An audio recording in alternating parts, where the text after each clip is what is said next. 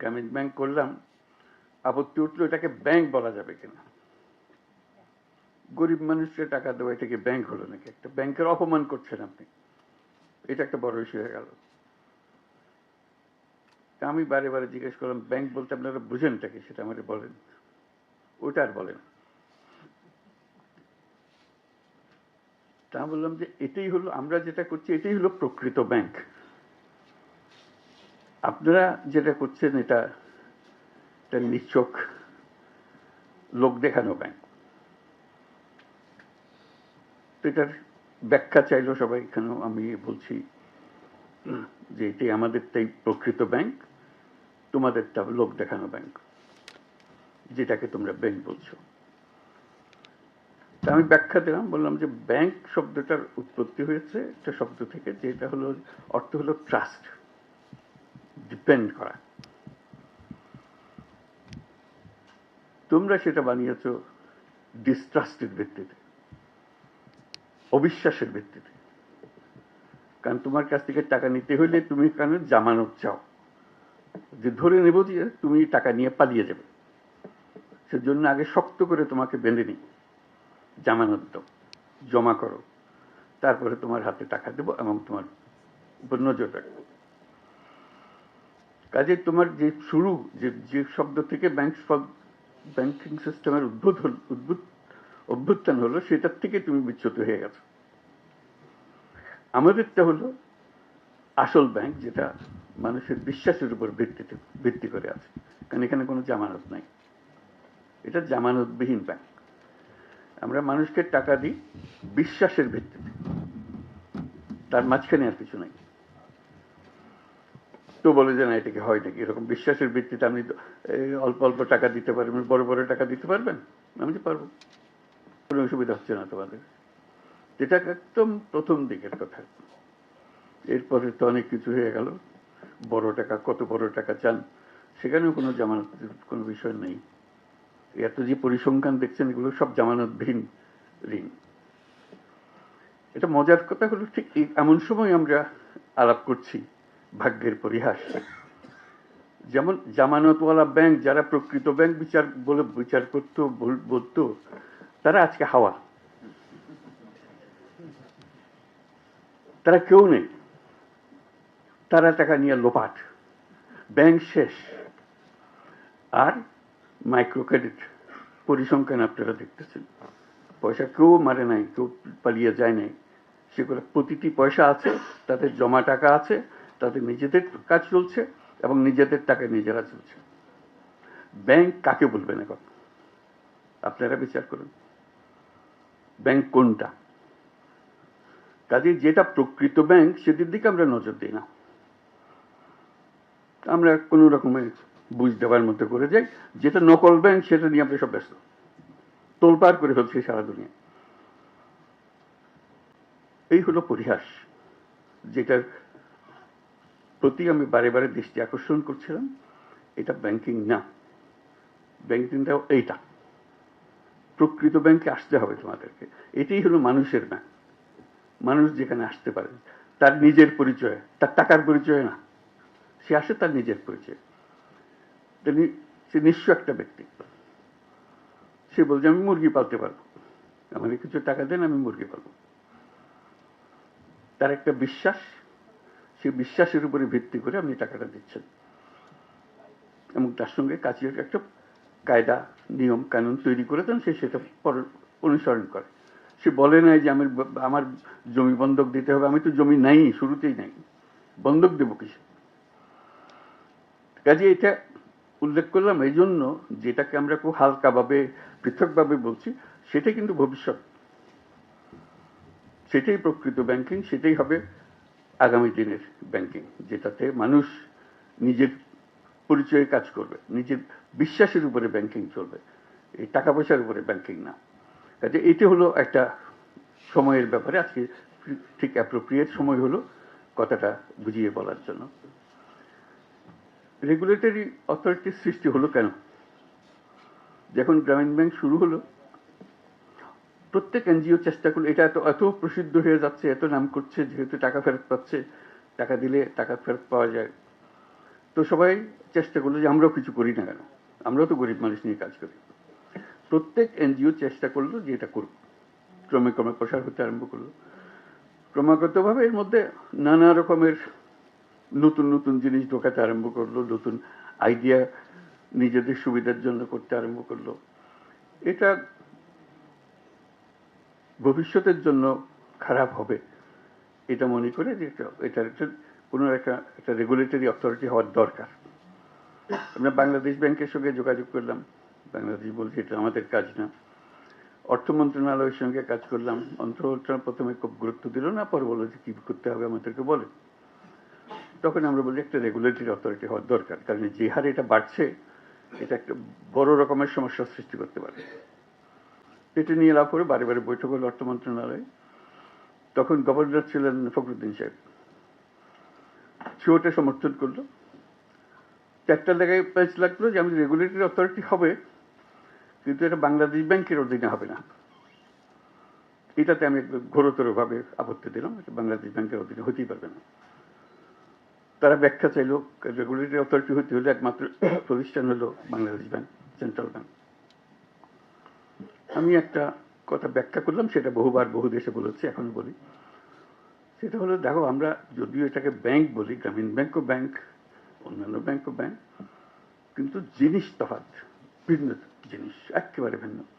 কিরকম ভিন্ন তা আমি উদাহরণ দিতাম, এখনো সেই উদাহরণ আবার বলবো আপনাদেরকে। আমি বললাম যে দেখেন, আমেরিকান ফুটবল ও ফুটবল, ইউরোপিয়ান ফুটবল ও ফুটবল, কিন্তু খেলা ভিন্ন।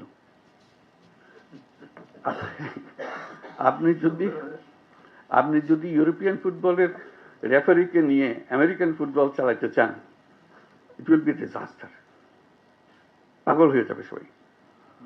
আপনি বলছেন যে বাংলাদেশ ব্যাংকে দিয়ে, সেন্ট্রাল ব্যাংকে দিয়ে ক্ষুদ্র ঋণ রেগুলেট করবেন। বাংলাদেশ ব্যাংক তো ক্ষুদ্র ঋণ জানেই না, সে তো ইউরোপিয়ান ফুটবলের রেফারি, তাকে রেগুলেটরি অথরিটির দায়িত্ব দেওয়া ঠিক হবে না।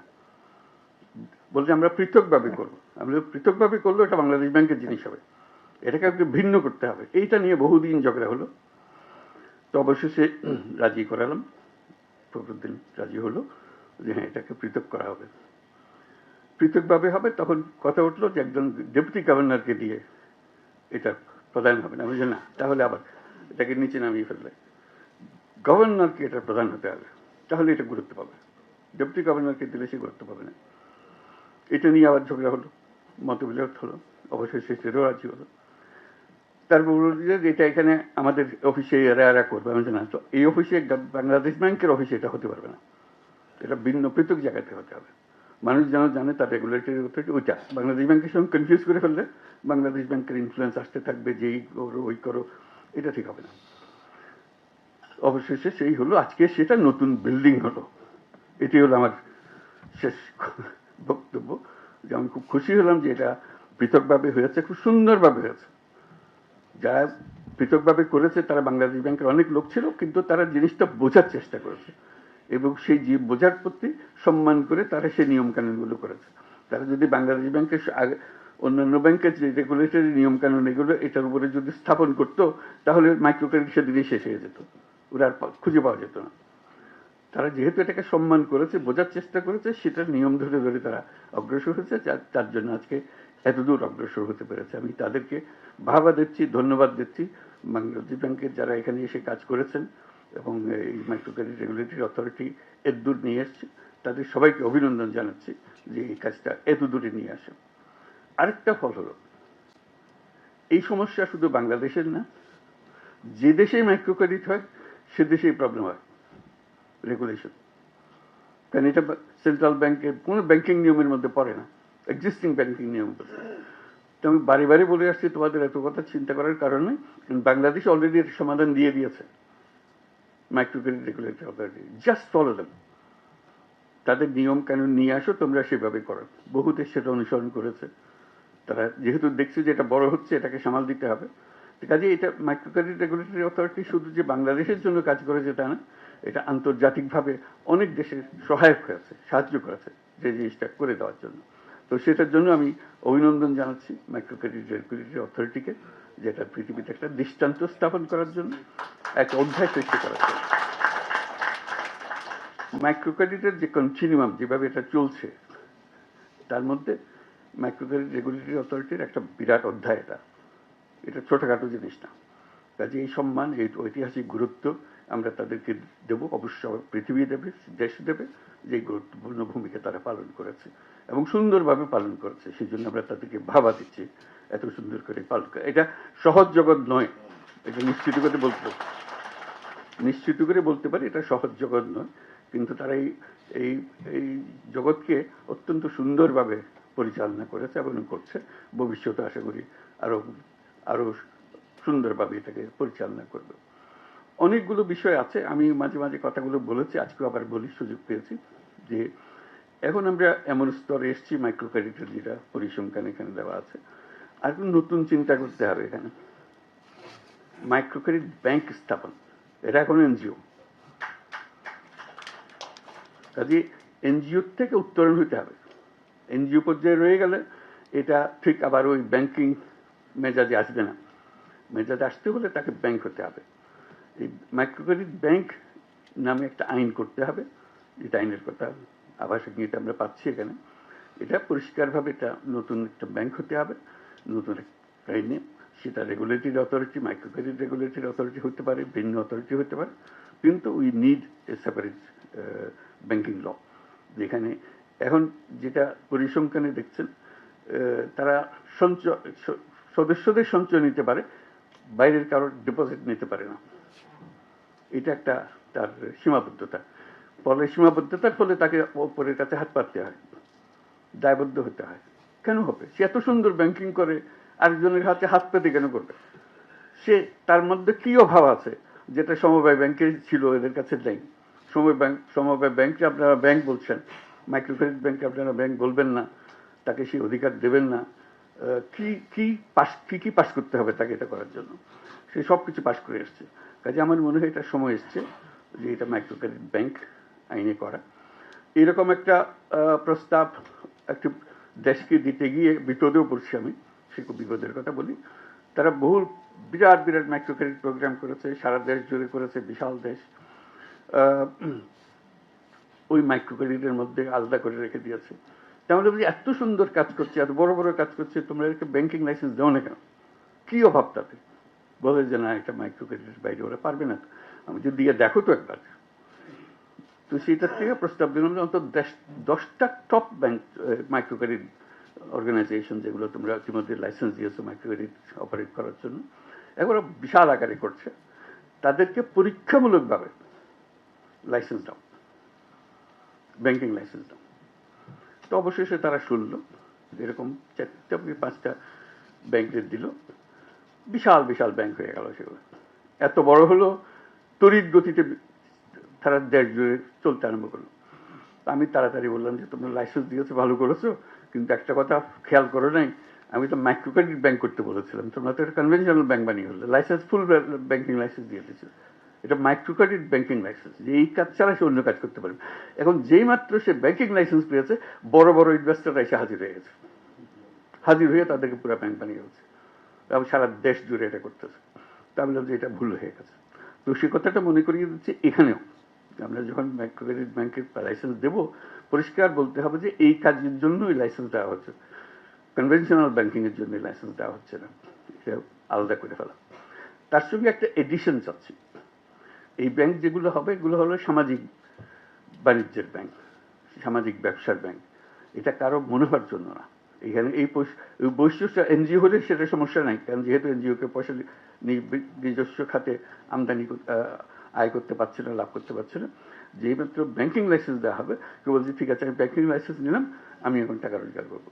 সেখানে লাইসেন্সের মধ্যে, আইনের মধ্যে থাকবে এটা একটা সামাজিক ব্যবসার প্রতিষ্ঠান হবে, অর্থাৎ মালিক এর কাছ থেকে কোনো মুনাফা নিতে পারবে না। এবং মালিক, সদস্যরা, মাইক্রো ক্রেডিটের একটা বৈশিষ্ট্য, সদস্যরা মালিক হয়। কাজে যেমন গ্রামীণ ব্যাংকের মালিক হয়েছে ব্যাংকের মালিক, গ্রামীণ ব্যাংকের 90% মালিকানা হলো না, গ্রামীণ ব্যাংকের যারা ঋণ গ্রহীতা তারাই হলো তাদের মালিক, এবং তারাই বোর্ডে বসে, তারাই নিয়ন্ত্রণ করে। কাজে ওই রকম একটা কিছু যে ব্যাংকিং লাইসেন্স হবে, যেখানে তারাও পার্টিসিপেট করবে, তাদের জন্য তারা মুনাফা পাবে, কিন্তু যারা ঋণ গ্রহীতা নয়, কোয়ালিফাই করে না, সেই রকম যারা ইনভেস্টর তারা তাদের কাছ থেকে মুনাফা নিতে পারবে না। এই একটা বিশেষ অংশ তার মধ্যে থাকতে হবে। দ্বিতীয় অংশ যেটা থাকতে হবে, যেটা আমরা বারে জোর করছি, এই পুরো গ্রামীণ মাইক্রো ক্রেডিট গ্রামীণ ব্যাংক সৃষ্টি হওয়ার মূলে যেটা ছিল, এটার আইডিয়া যে মানুষ মাত্রেই উদ্যোক্তা। এটি হলো অন্যান্য জিনিসের থেকে যে আমরা পৃথক করলাম। মানুষ মাত্রই উদ্যোক্তা, সে চাকরি চাইবে না, নিজে উদ্যোক্তা হবে।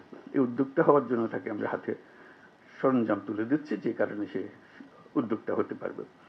এখন আমরা তরুণদের, তাদের পরিবারের সদস্য, তাদের ছেলে মেয়ে যারা আছে, যারা চাকরি সন্ধানে বয়স হইতে হতে সবাই বলে চাকরি খোঁজো, এটা আর বলবে না, যেহেতু মাইক্রো ক্রেডিট ব্যাংক আছে। যে কোনো ছেলে, যে কোনো মেয়ে মাইক্রো ক্রেডিট ব্যাংকের কাছ থেকে বিনিয়োগ পাবে। যে সমস্ত টাকা সে, যে টাকার ইনভেস্ট করতে চায়, সেই ইনভেস্টমেন্টের টাকা ব্যাংক থেকে আসবে, বিনিয়োগ হিসেবে আসবে। ইনভেস্টমেন্ট যেটা হয় ভেঞ্চার ক্যাপিটাল জাতীয়, ভেঞ্চার ক্যাপিটাল, এগুলোরও নমুনা আমরা সৃষ্টি করেছি, দেশে বহু আছে। এটা হলো যে যে বিনিয়োগ করছে তার কাজ হলো তাকে তার কাছ থেকে লাভ নেওয়া না, ক্রমে তাকে সুযোগ দেওয়া, যে বিনিয়োগের যে টাকা দিয়েছে সেই টাকাটা আস্তে আস্তে শোধ করে দিলে তাহলে সে পুরোপুরি মালিকানাটা পুরো হয়েছে। প্রথম দিকে সে যদি 90% মালিকানা যে বিনিয়োগ করেছে তার হয়, তার সঙ্গে শর্ত হবে যে তুমি রোজগার করে করে আমার থেকে শেয়ারগুলো কিনে নিয়ে যাবে, আমি তোমার ব্যবসা নিয়ন্ত্রণ করতে চাচ্ছি না, এটা আমার কাজ না, আমার কাজ হলো তোমাকে উপরে ওঠানো। এরকম হাজারে হাজারে তরুণ এখন সেই কাজে আছে, তারা করছে এবং ক্রমশ সম্প্রসারিত হচ্ছে। সেটা এই ব্যাংকের নজরে নিয়ে আসা। এই ইনভেস্টমেন্ট, যদি ইনভেস্টমেন্টের টাকা পায় তাহলে কোনো তরুণ আর চাকরির সন্ধানে যাবে না, যাওয়ার কোনো দরকারও নাই। তার কাছে বহু বুদ্ধি, বহু জিনিস সে করতে পারে, যেটা আগে গরিব মানুষ কেমনে টাকা শোধ দেবে, 500 টাকা লোন নিলে সে শোধ কেমনে দেবে, এটা বিরাট গবেষণার বিষয় ছিল, সমস্যার বিষয় ছিল। এখনো মনে হয় যে এই ছেলে মেয়ে, তাদেরকে টাকা দিলে তারা কি সত্যি সত্যি ব্যবসা করে টাকা ফেরত দিতে পারবে, ওই সন্দেহ আবার আসছে। তো সেই সন্দেহ অতিক্রম করার জন্য আমরা বাস্তবে সেগুলো করেছি। বহু নমুনা আছে, কারণ যেতে পারে, যে কেউ যেতে পারে, কিন্তু সরকার হিসেবে আমাদের দায়িত্ব হলো সে প্রতিষ্ঠানগুলো সৃষ্টি করে দেওয়া। কাজে এই ব্যাংক সৃষ্টি করার দায়িত্ব হলো আমাদের। এই যে যারা তরুণরা আছে, মহিলা পুরুষ, ঘরে বাইরে যেখানে যেখানে আছে, তারা যেন এই বিনিয়োগটা পায় এবং নিজের বুদ্ধিতে নিজের ব্যবসা করে ফেলতে পারে। কাজে আজকে মাইক্রো ক্রেডিট রেগুলেটরি অথরিটির এই বিল্ডিং উদ্বোধনের প্রসঙ্গে আমরা বহু কথা বলার সুযোগ পেলাম। আমরা তাদেরকে ধন্যবাদ দিচ্ছি এবং এখান থেকে আবার নতুন অধ্যায় সৃষ্টি হোক। যে এই যে পর্যন্ত আসলাম, এটা বিরাট একটা অধ্যায়, কিন্তু আমরা বিরাট অধ্যায় শেষ করে আজকে নিজস্ব ভবনে আসলাম, যে কথা বারে বারে উল্লেখ করা হয়েছে। এখান থেকে আমাদের যাত্রা কোন দিকে নিয়ে যাবে সেটাও আমরা আজকে স্থির করলাম।